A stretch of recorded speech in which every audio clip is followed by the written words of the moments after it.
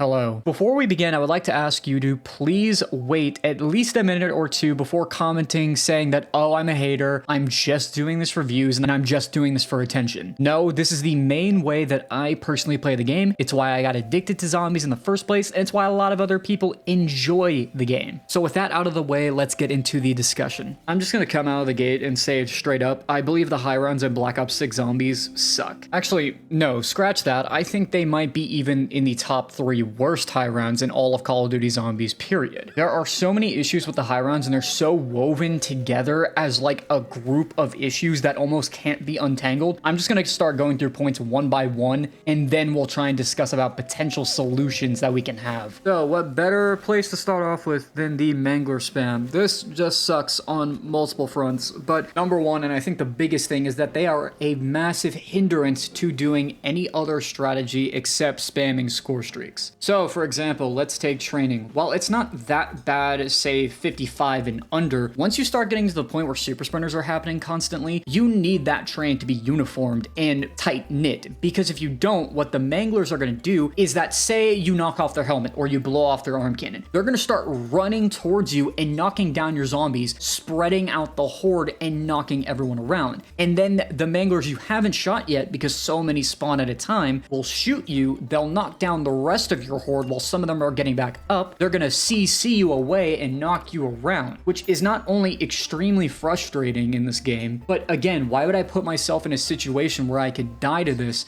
when there are much easier strategies besides this? Trap strategies are also neutered by this, because if you simply want to stay near the trap, Manglers are not only going to tank that trap, but they're just going to start shooting you constantly on the other side, meaning you have to run away, which is another problem because the zombie despawn distance is really short in this game, especially as the rounds go on. It seems to get like smaller and smaller and smaller for some reason. And also the other issue with Manglers is that they actually incentivize the score streak meta. The reason being is when you actually go and kill them, guess what? They drop you score streaks more often than not. Not only do they drop you score streaks, they drop you tacticals, they drop you lethals, they drop you self-reses, if you didn't know, by the way. So when you're just kind of sat there running around and doing whatever, getting knocked around by these guys, you're just like, dude, can this stop? I don't want to deal with it. And that leads perfectly into the next issue of high rounds, which is score streaks. This is the main method of getting to high rounds. It's the easiest, it is the safest, it is the most efficient method of high rounding I have ever seen in any Call of Duty Zombies game, period. Like, it is the exact same thing as Cold War, depending on what you're doing. You either find a spot where the zombies can't get to your RCXD and you spam them, or you use the Immune Injector. And I want to ask you guys a question in the comments section early on. Is there a better wonder weapon than the Immune Injector? I'm dead serious. Because when I think about it, at least if your controller dies with like the Apothecant Servant, the Ice Staff, or the Sliquifier,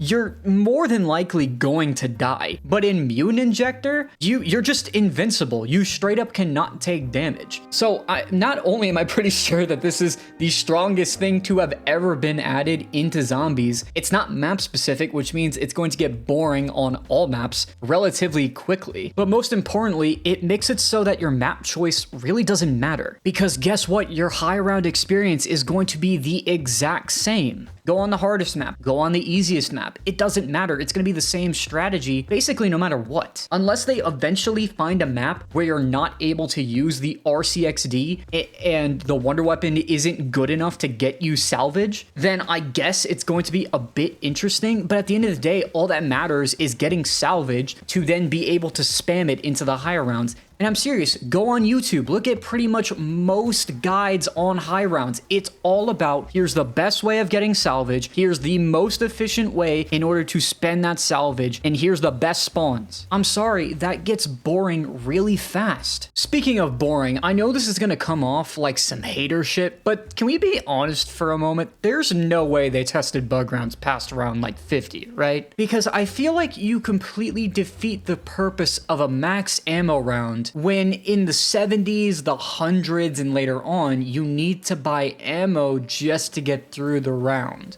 And I'm not going to say the solution later on in the video because this one is just simple. Please just limit them. I don't know, if you want them just a little bit longer, that's fine. Cap them out at like round 30 or something like that. which seriously, like I pointed out in my review, which you should totally go check out by the way if you haven't, link in the description, bug rounds should not be double the length of your normal zombie rounds in the 200s. That makes no sense. And the last thing I want to touch up on is how unstable they are at the moment in the save and quit feature. I have lost 2 round 100 plus games on Terminus. The first one was from the massive wipe that they did for no particular reason at all, and I don't think they actually gave a reason as to why. And the second one I lost was because I loaded into a file that I saved and quit on, and then I crashed on the same round, which resulted in, guess what? The whole save file being deleted because you can only quote unquote save and quit once a round. I can't physically recommend a single person go for high rounds at the moment just due to this one issue. Until these technical issues are resolved, or you won't lose your save file from saving and quitting and crashing, you know, something you physically can't control, I can't recommend anyone go for high rounds anymore. I'm not going to play high rounds. I'll do it for content for you guys, but besides that, I'm probably never going to go for high rounds again in my free time, which sucks because honestly, I don't know how they can fix this issue. Because at least for me, I don't know about you guys, the stability of the server seems to have only gotten worse as the game has gone on. Let me know what your thoughts are in the comments below because it's only been getting worse for me. Also, before we get into the solutions, I want to talk about one thing that people say is a problem that I really don't think is that big of an issue, and that's actually weapon damage. From what I've noticed, it's not weapon damage that's actually the big issue. It actually seems to be helmeted zombies. For some reason, they want to promote this idea of headshots being the best way to get points, but then they actively punish the player for going for headshots by putting in helmets on the zombies. I'm pretty sure that without the helmets, your weapons would probably be effective until like the 40s or so, maybe the very high 30s. So Treyarch, if you want to have a good middle ground for weapon damage, but not actually having to increase it, just remove the helmets from zombies. You're going to reward players for being accurate with their shots. You're not going to penalize them just because they're in the higher rounds and they want to use bullet-based weapons. And it's going to get rid of one of the most annoying things in the game, which, again, I think is armored zombies. They're stupid. But with all that out of the way, let's try and get into some solutions for high rounds. And I'm going to be honest, guys, I really don't know. I need your guys' help to figure out some solutions because at the moment, every time I try and think of something that's going to fix the high rounds, there ends up being another issue that rises in its place that makes the high rounds even worse. But let's just go over some of the solutions that might be able to work, at least in the short term. Number one, they need to increase or just completely get rid of the despawn like distance in between the player and zombies. I would actually love to do full map training strategies. However, because of the short distance that you can run and then the zombies will just start spawning right in front of you, same thing with manglers and amalgamations, there's no reason of doing them. And honestly, I think it's really annoying. We don't need it. The zombies will eventually catch up to you. It's not like they need the speed. Sure, in the earlier rounds you can keep it, but later on, just remove it. It's not needed. It'd be really fun to do full map training strategies. That'd be cool. Second off, score streaks need to be nerfed in some way. I think the best way of nerfing them while not completely removing them from the game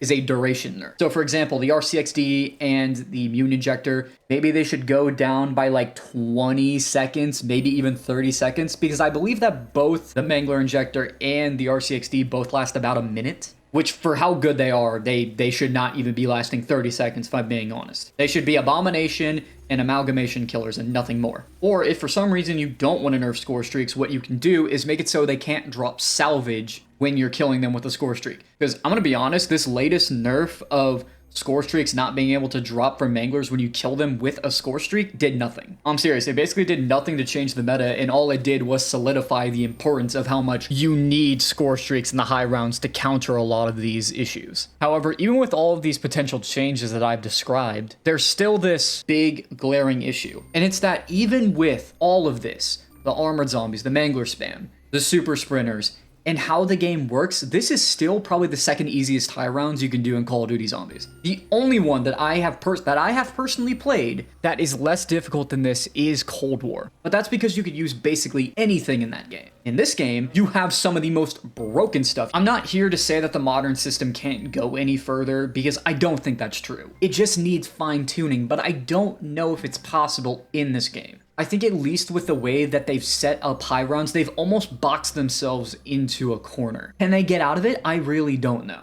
However, I want you guys to tell me what you think. How would you guys fix the high rounds? How would you change them? How would you spice them up? How would you make it so players actually can use or are willing to use other strategies besides just spamming mutant injectors all game long? Let me know what your thoughts are in the comments, like, sub, do all that, and I'll see y'all later.